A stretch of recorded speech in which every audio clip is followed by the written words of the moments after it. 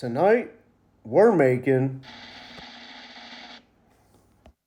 eggplant parmesan.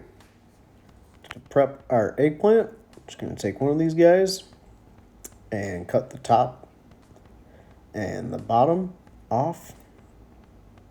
And then we're going to cut that into slices.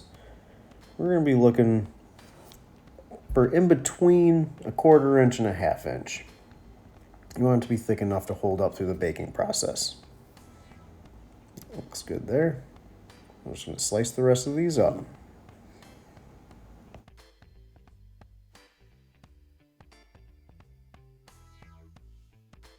Now all our eggplant's cut, we're going to line it in a colander and salt each piece.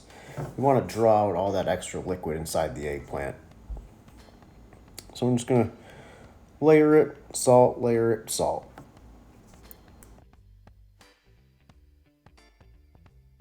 The eggplant is salted, so now I'm just going to cover that with a bowl filled with other bowls, act as weights, press that extra liquid out, and we're going to let that sit in the sink for 1 hour. We got our saucepan getting hot. To that, we're going to add 1.5 tablespoons of extra virgin olive oil. And then just give that oil a second to warm up. Now we're going to go in with 1/2 of a yellow onion, diced. Get all that out of there. And 2 cloves of garlic, minced. Scrapey. We'll give that a stir. We're just going to cook that till the onions get nice and soft. So our onions have gotten nice and soft, so we're going to add 6.5 cups of tomato passata, or strained tomatoes. Get all that out of there. And now we're just going to season that with a little salt and a little pepper. Okay, now I'm just going to let that come to a simmer and simmer it away for 20 minutes.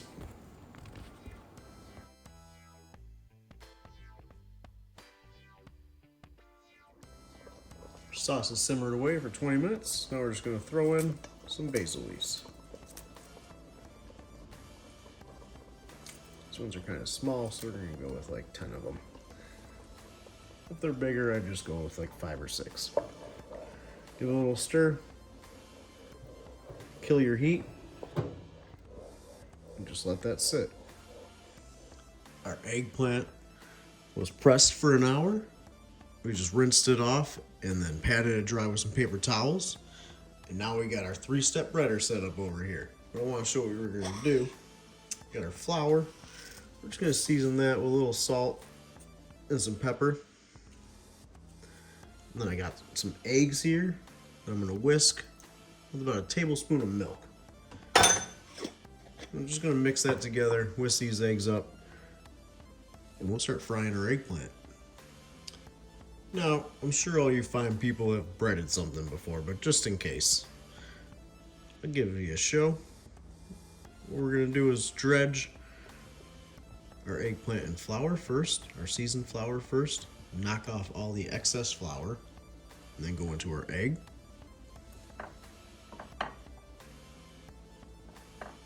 Make sure that's nice and coated. Let the extra egg drip off. You also want to use a dry hand and a wet hand, which I'm not doing right now because camera's in my way. So then we're going into our breadcrumbs. There you go.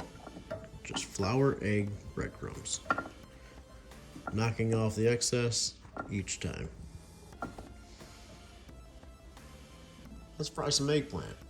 And this is why you want to use one hand for your flour and your breadcrumbs and the other for the egg wash. Or you just keep breading your fingers up. So we got our pan here getting hot with about 1/2 cup of oil, vegetable oil. And you might be thinking, you're Italian, why aren't you using extra virgin olive oil? There's a good reason for that. Bring it down a little bit. And that reason is vegetable oil has a higher smoke point than extra virgin olive oil. And if you use extra virgin olive oil for something like this, where you're going to be frying things in batches and it's going to be hot for a long time, it's going to burn and get bitter. So it's better to use vegetable oil, has a higher smoke point, can stay at a higher temp longer without burning. Okay, so we're just going to fry each of these until they get nice and golden brown on each side, and then it's time to put it together. Eggplant's brown, let's put it together. It is time to assemble. We're going to start with a couple ladles of sauce on the bottom, just to cover.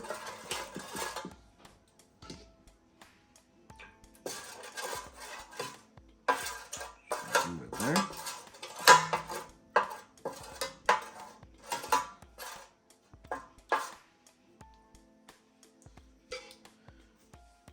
Now we're going to go in with our eggplant.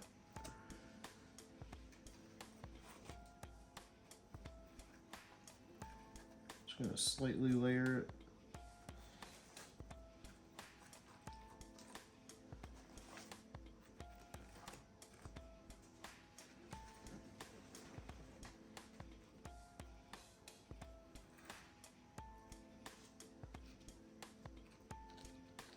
Okay.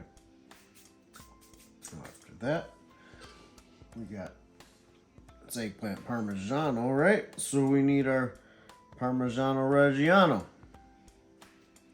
We're going with that. I grated this fresh with a microplane. Only way to go.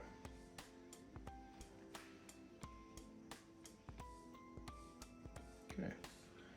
After that, we're going to go with our mozzarella. Now, you'll see a lot of people use fresh mozzarella for this.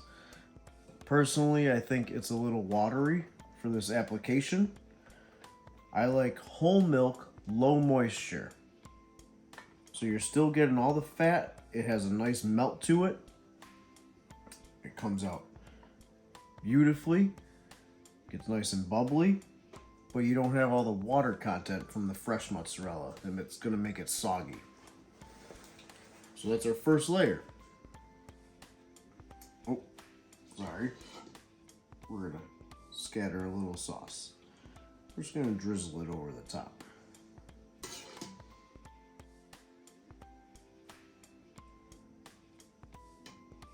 That's good there. Okay, now we're just going to do that. We'll probably get about 3 layers out of this guy. Just put her down, layer it, do the same thing, and we'll be right back. Okay, so we got to our top layer. Now we're going to do this a little different. We did our middle layer the same as the bottom. Top's going to be a little different. We're going to start with the sauce.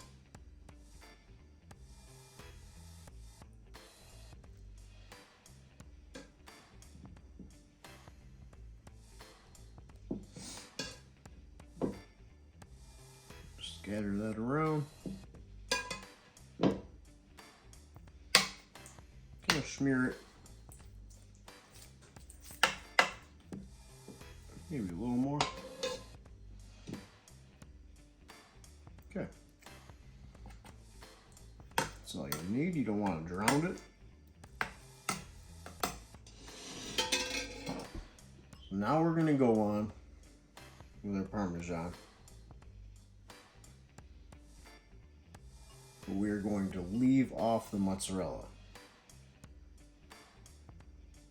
We're going to go straight in the oven like this. We are going to go into a 400-degree oven for about 40 to 45 minutes. Okay. Going in the oven. So that has baked for 40 minutes and it looks beautiful. Now all we're going to do is switch the oven over to broil. We're just going to top that with some mozzarella, some more mozzarella, and then throw that under the broiler. till that mozzarella browns up. Okay, let's go back into the oven. Now that is looking like perfection.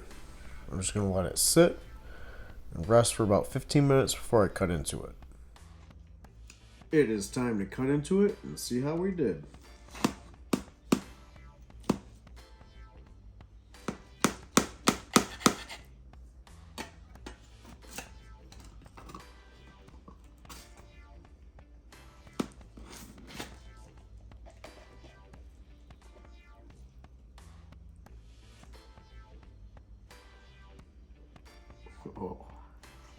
Oh yeah.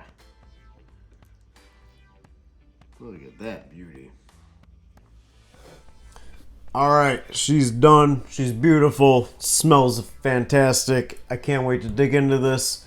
So, don't forget, hit that like and subscribe, and I'll see you next time.